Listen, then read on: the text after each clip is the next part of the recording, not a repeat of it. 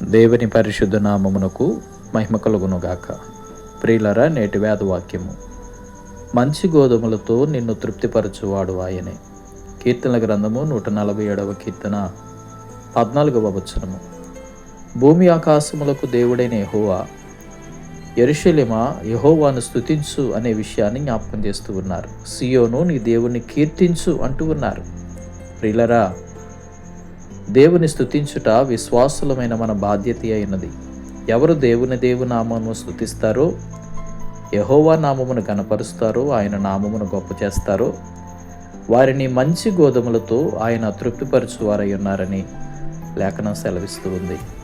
ఓనాడు యాకోబు అన్నాడు, తినుటకు ఆహారము, ధరించుటకు వస్త్రమును నాకు దయచేయమని, తద్వారా నేను నీ నామమును స్తుతిస్తానని ఒప్పుకున్నాడు. మనము కూడా దేవుని నామాన్ని స్తుతిస్తూ నిత్యము దేవుని కృపలో తృప్తిపరచబడదాం. దేవుని కృప మీకు తోడై ఉండును గాక. పరలోకపు తండ్రి, వందనాలు నాయన. మా శ్రోతలందరినీ దీవించండి, వారిని పోషించండి, సంరక్షించండి, నేటి శుభాలతో నింపు కాపాడండి. వారు నూతనంగా తలపెడుతున్న ప్రతి కార్యమును జరిగించండి. పెళ్లి రోజులు కానీ పుట్టినరోజులు కానీ జరుపుకుంటున్న వారుంటే నీ కృపలో వారిని భద్రపరిచి అత్యధికమైన ఆశీర్వాదములతో నింపి నడిపించండి. ఆ శ్రోతలందరినీ నీ కృపలో భద్రపరచమని, ప్రార్థన అంగీకరించమని క్రీస్తు ప్రభు వారి పేరిట ప్రార్థిస్తున్నాము తండ్రి.